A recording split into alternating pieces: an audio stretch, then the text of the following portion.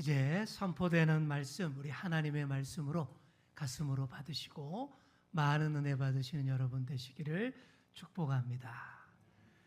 사람은 누구나 복 받기를 원합니다. 그렇죠? 누구나 잘 되고 또 많은 복들을 다 받아 누리기를 소망합니다. 그래서 우리의 새해 인사가 뭐예요? 새해 복 많이 받으세요. 이렇게 하지 않습니까? 복에 대해서는 진심입니다. 우리도 그렇고요. 또 성경도 그렇습니다. 자, 그런데 진정한 복이 뭐냐? 참된 복이 어떤 거냐? 어떤 복을 받아야 되냐? 여러분, 이게 중요합니다. 성경에서 말하는 복은요, 세상에서 말하는 복과 많이 다릅니다. 마태복음의 산상수훈과 오늘 본문에 나오는 복을 원어 성경에서 찾아보면 헬라어로 마카리오스라고 적고 있습니다. 한번 따라해 볼까요? 마카리오스. 자, 이게 어떤 복일까요? 또 어떻게 해야 이런 복을 받을 수 있을까요? 오늘 그 얘기를 하고자 합니다. 결론부터 말씀드리자면 성경이 말하는 복은 하늘 아버지께서 위에서 부어주시는 복입니다. 그리고 이 복은 어떻게 받을 수 있냐? 예수님께 최대한 가까이 나아갈 때에 다 받아 누릴 수 있는 복입니다. 예수님이 밤을 새워 기도하시고 12명의 제자를 선택하셨어요. 그리고는 그 따끈따끈한 제자들과 함께 산에서 내려오십니다. 그랬더니 사람들이 기대를 가지고 몰려옵니다. 기도하시고 산에서 내려오시니까 더 많은 기대를 가지고 사람들이 몰려옵니다. 그리고 모두들 예수님께 최대한 가까이 다가가려고 합니다. 최대한 예수님께 가까이 다가가서 예수님을 만지려고 합니다. 왜냐하면 고귀하고 성스러운 사람을 만지면 문제도 해결받고 복 받는다라는 생각이 아주 많던 보편적이던 그런 시대였거든요. 지금도 이런 생각을 하시는 분들이 많아요. 어떻게 하든 목회자와 가까워지려고 하고 어떻게 하든 안수기도 받고 싶어 하시는 분들, 바로 그런 분들입니다. 참 순수하고 좋은 자세를 가진 분들이에요. 목회자가 예수님은 아니지만 그래도 주의 종을 귀하게 생각하고 더 가까이 하여서 좋은 영향력을 받으려고 할 때에 정말로 더 많은 복을, 은혜를 받게 됩니다. 진짜 그래요. 놀랍게도요. 우리 교회에 우리 문채원이라는 어린아이가 있습니다. 많이 커서 유치부가 됐습니다. 엄마 아빠 따라서 열심히 유치부 예배에 나가고 있어요. 몇 년 전에 채원이가 아기일 때는 유아실에서 엄마랑 함께 예배를 열심히 드렸습니다. 그리고 예배를 마치고 나면 나와서 저랑 인사를 하는데 그 엄마가 어린 채원에게 늘 했던 말이 이거예요. 야, 목사님을 보면 무조건 머리부터 들이밀어. 그렇게 매주 그러더라고요. 한테. 엄마가 그렇게 말하는데 제가 어떻게 해야 되겠습니까? 저도 열심히 채원이의 머리를 딱 만져주었습니다. 축복의 마음 듬뿍 담아서 안수를 해주었던 기억들이 있습니다. 성도에게 이런 마음 자세가 있어야 돼요. 다들 21세기에 교양 있는 현대 그리스도인들이 되면서 이런 마음과 태도가 많이 사라졌어요. 하지만 여전히 그런 순수한 믿음과 마음을 잘 간직하고 지키시는 분이라면 우리 주님도 그런 분의 눈높이에 잘 맞추어서 여전히 순수하게 복을 부어주실 줄 믿습니다. 그런 순수한 믿음이신 분은요, 끝까지 그 믿음을 잘 지키시고요, 또 좀 그렇지 못한 분들은 그런 믿음을 한번 잘 배워보시기를 축복합니다. 사람들이 산에서 내려오신 예수님을 최대한 가까이 하고 만지려고 했습니다. 왜요? 다 복받고 싶어서 그러는 거예요. 그렇게 복받고 싶어하는 이들에게 예수님께서 복에 대한 설교를 시작하셨습니다. 어떤 설교일까요? 오늘 본문을 읽을 때 여러분 느끼셨을 거예요. 마태복음의 산상수훈과 거의 비슷합니다. 가난한 자 복이 있다, 줄인 자, 애통하는 자 복이 있다, 이런 내용들 마태복음 5장 첫 부분에 산상수훈의 팔복 메시지와 똑같죠. 그래서 오늘의 이 본문을 마태의 산상수훈과 비교를 해서 평지수훈 혹은 평지설교라고 합니다. 여러분 처음 들어보신 분들 많을 거예요. 마태복음 5장의 설교는 예수님이 산에 올라가셔서 하신 설교라고 해서 산상수훈, 산상설교라고 하는데, 그런데 17절, 오늘 말씀의 17절을 보시면 예수께서 그들과 함께 내려오사 어디예요? 평지에 서시니라고 시작을 하잖아요. 평지에 서서 하신 설교라고 해서 평지설교, 평지수훈이라고 하는 겁니다. 평지수훈은 산상수훈과 차이점이 많습니다. 일단 설교한 장소가 산 위냐, 산 아래 평지냐, 여기서부터 차이가 나죠. 그리고 마태의 산상수훈은 마태복음 5장부터 7장까지 무려 석 장에 걸쳐서 긴 설교를 하신 거예요. 111절에 해당되는 긴 설교이지만 오늘의 평지 설교는 33절로 비교적 짧습니다. 여러분들은 짧은 설교 좋아하시죠? 누가복음 많이 묵상하시면 되겠습니다. 그리고 평지 설교와 산상 설교가 내용이 비슷한 것 같지만 좀 다릅니다. 마태는 8가지 복, 8복으로 산상수훈을 시작하는데 누가는 8복이 아니라 4가지 복과 4가지 화를 동시에 말합니다. 복이 있다라는 것 4가지, 그에 상응하여 화가 있다라는 것 4가지, 사복, 사화입니다. 어떤 자들이 하나님 나라를 소유한 복이 있는 자들이겠으며 또 어떤 자들이 하나님 나라와 먼 화가 있는 자들일까요? 오늘 이 시간 우리 함께 대조하면서 살펴보도록 하겠습니다. 자, 첫 번째 복과 첫 번째 화, 화면을 보시면 되겠습니다. 20절을 보시면요, 너희 가난한 자는 복이 있나니 하나님의 나라가 너희 것이며, 이렇게 되어 있죠. 그리고 24절을 보시면 그러나 화 있을진저 너희 부요한 자여 너희는 너희의 위로를 이미 받았도다. 이렇게 보시는 대로 딱딱 대조가 되어 있습니다. 여기 보시면요, 가난한 사람이 복이 있고 부요한 사람에게 화가 있다라는 거예요. 여러분 이걸 문자 그대로 이해하면 될까요? 안 됩니다. 이걸 문자 그대로 이해하시면요, 어렵게 사시는 분들은 좋아하시겠지만 좀 넉넉하게 사시는 분들은 화가 날 거예요. 문자 그대로 보시면 안 됩니다. 여기서 말하는 가난함과 부요함은 물질적 재산을 얼마나 많이 가졌고 경제적 형편이 어떤지를 말하는 게 아니에요. 물론 그런 측면에서 출발은 합니다. 하지만 결국 하나님 앞에서 어떤 자세로 사느냐, 이걸 말하는 것이죠. 부요한 자가 왜 화가 있겠습니까? 하나님이 아니라 자기 자신과 자신이 가진 소유를 자기 힘으로 삼기 때문입니다. 하나님이 다스리는 하나님 나라가 아니라 이 땅에서의 자기 나라를 다 누리려고 하는데 어떻게 하나님 나라를 소유할 수 있겠습니까? 하나님 나라에서 받아야 할 위로를 이 땅에서 이미 다 받아버렸어요. 그래서 더 받을 위로가 없다라는 거예요.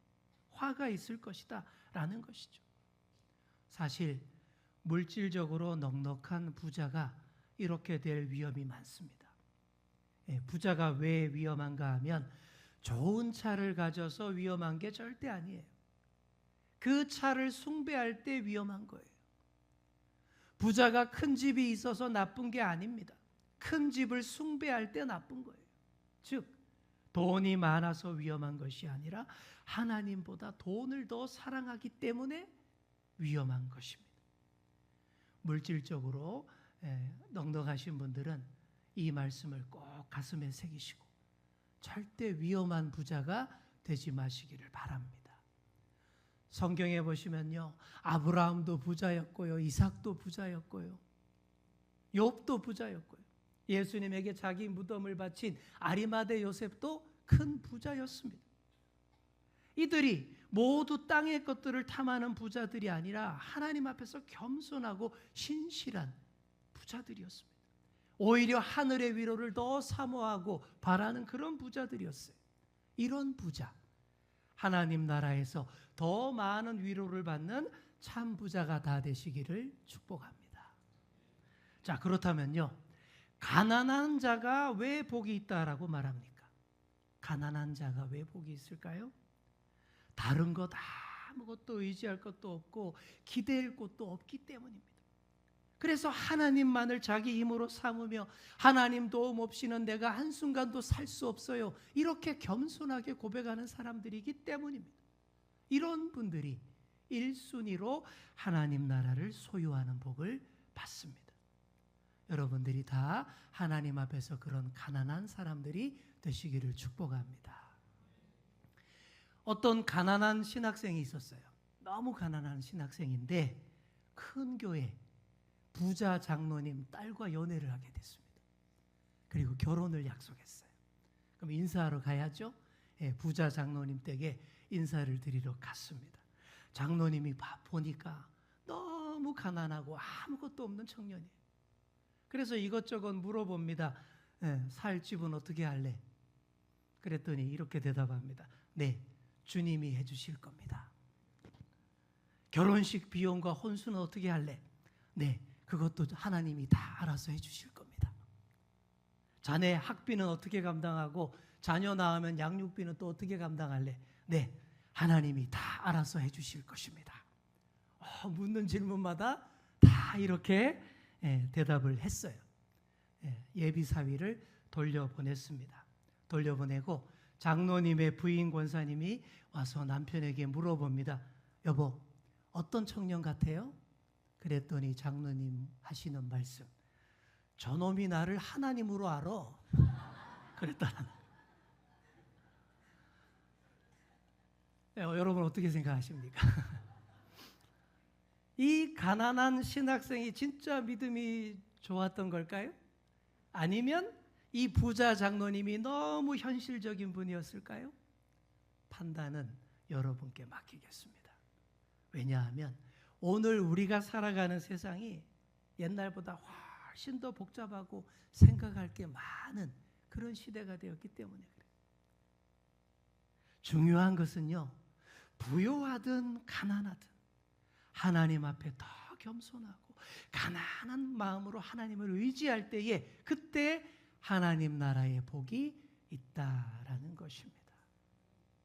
자, 다음으로 두 번째 복과 화입니다. 21절 상반절을 보시면 함께 읽을까요? 시작. 지금 줄인 자는 복이 있나니 너희가 배부름을 얻을 것이며. 아멘. 자, 이와 대조되는 25절 상반절 시작. 화 있을진저 너희 지금 배부른 자여 너희는 줄이리로다. 아멘. 자, 여기 나오는 줄인 자도 단순하게 먹을 것이 없어서 굶주리고 있는 사람만을 뜻하는 게 아닙니다. 물론 육의 양식에 대한 문제에서 출발은 합니다. 하지만 그것을 넘어서는 얘기입니다.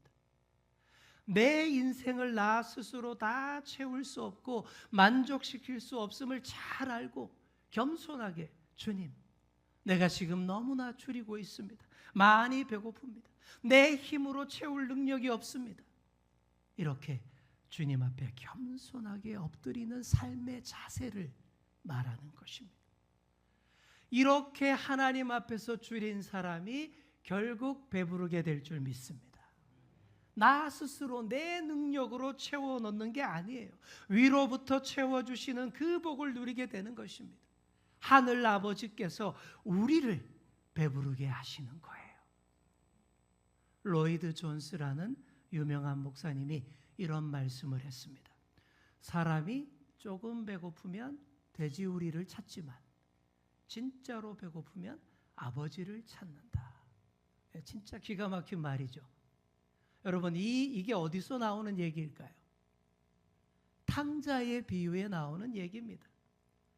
둘째 아들이 최대한 아버지 곁에서 멀리 떠나서 자기 마음대로 신나게 즐겁게 살 거라며 집을 나갔죠. 그런데 오래 못 갑니다. 어려워졌습니다. 탕자가 조금 배고파졌을 때 찾았던 곳이 돼지우리예요. 돼지우리에 가서 돼지가 먹는 사료, 쥐엄 열매라도 먹어보고 그걸로 배고픔을 해결해 볼까 했습니다. 이게 아직 덜 배고파서 그런 거예요. 그런데 진짜로 많이 배고파졌을 때, 심각한 주림이 찾아왔을 때 어떻게 합니까? 아버지를 찾습니다. 아버지 품에 돌아가야 이 주림이 해결된다라는 것을 온몸으로 깨달은 것이죠. 사랑하는 성도 여러분, 우리의 영혼 깊은 곳에 자리한 깊은 주림이 있습니다. 우리 영혼 깊은 곳에 자리한 굶주림은요, 눈앞에 먹을 것으로 해결되지 않아요. 언제까지 돼지우리나 기웃거리겠습니까? 그렇게 해서 절대 배부를 수 없습니다. 아버지께 돌아가서 그 품에 안길 때에 다 채워줄 수 있습니다. 아버지가 살찐 송아지 잡아서 배부르게 해주십니다. 아버지의 품에 안겨 그런 복을 받아야 마땅하다라는 것이죠. 반면에 25절에서 말하는 지금 배부른 자는 어떤 사람입니까? 하나님 없이도 내 인생 나 스스로 잘 꾸려갈 수 있고 풍요롭게 할 수 있다라고 믿는 인생들입니다. 한마디로 이미 배불러 있는 인생인 거예요. 이런 사람에게 화가 있다라는 거예요. 앞으로 줄이게 될 것이다, 이렇게 말하고 있습니다. 지금까지는 배불렀지만 앞으로 영적으로 정신적으로 진짜 피폐해지고 배고프게 됩니다. 사랑하는 성도 여러분, 절대 그렇게 되지 마시고 반드시 아버지의 품에서 다 채워주시고 배불러주시는 여러분 되시기를 축복합니다. 우리 옆에 계신 분께 한번 이렇게 말해주겠습니다. 하늘 아버지께서 채워주셔야 합니다. 아멘. 세 번째 복과 세 번째 화입니다. 21절 하반절을 보시면 함께 읽겠습니다. 시작. 지금 우는 자는 복이 있나니 너희가 웃을 것이미요. 이에 상응하는 25절 하반절 시작.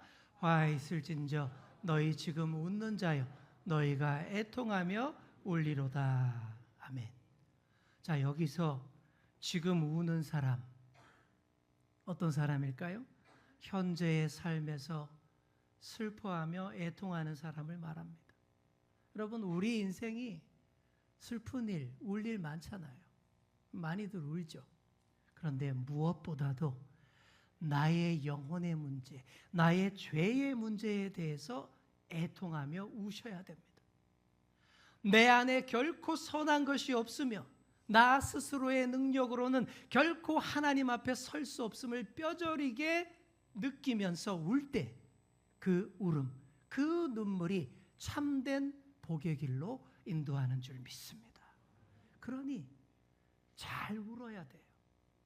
바르게 잘 울기만 해도 웬만한 문제들이 많이 해결됩니다. 1997년 영국의 다이애나 황태자비가 갑작스러운 교통사고로 죽었습니다. 기억나시죠? 그때요, 영국 사람들이 그렇게 많이 슬퍼하고 울었습니다. 제가 TV를 보니까 모든 영국 사람이 그렇게 슬퍼하더라고요. 진짜 많이 울더라고요. 그런데 놀랍게도 그때를 기점으로 영국의 우울증 환자 숫자가 절반으로 줄었다라고 합니다. 왜 그렇게 되었을까? 연구해 보고는 심리학자들이 이런 결론을 내립니다. 다이애나의 죽음을 애도하며 하도 많이 울어서 그렇게 되었다라는 거예요. 이걸 다이애나 효과라고 이름을 붙입니다.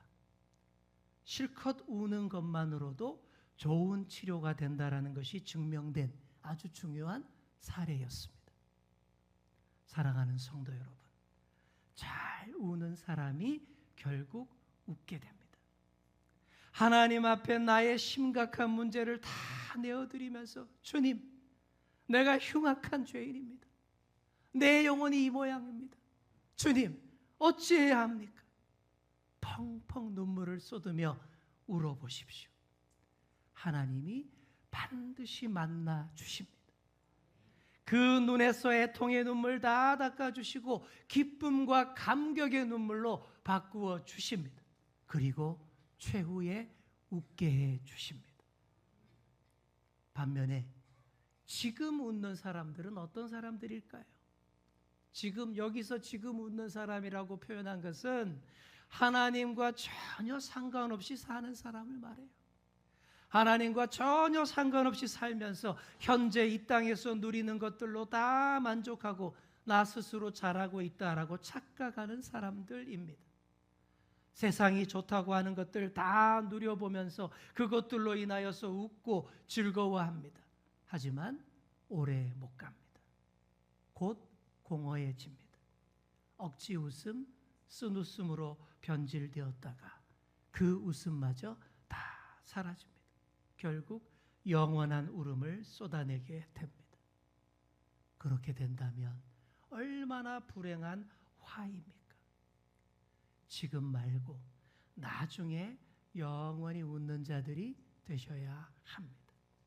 우리 옆에 계신 분께 이렇게 말해 주겠습니다. 최후에 하나님 앞에서 웃읍시다. 아멘.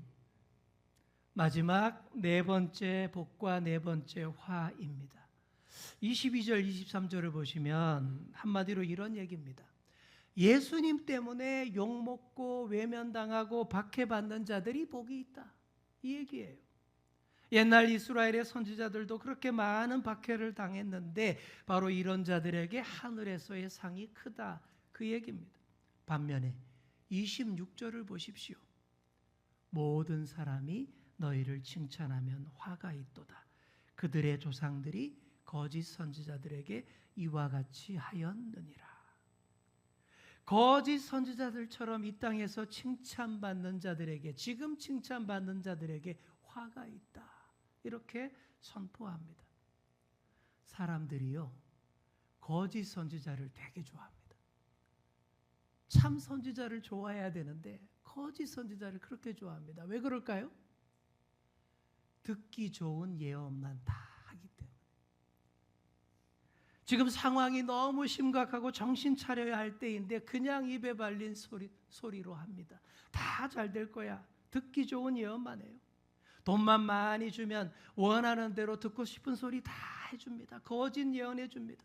이런 식으로 칭찬받는 자가 거짓 선지자이죠. 이렇게 하면 망합니다. 정신 차려야 합니다. 이렇게 바른 소리하는 참 선지자는 괴롭히고 쫓아내서 눈물의 선지자가 되게 만들고, 듣기 좋은 말만 하는 거짓 선지자를 칭찬하고 좋아합니다. 그러니 점점 참된 선지자는 사라지고 거짓 선지자들이 득세하게 되는 거예요. 우리 그리스도인들이 거짓 선지자처럼 살면 안 됩니다.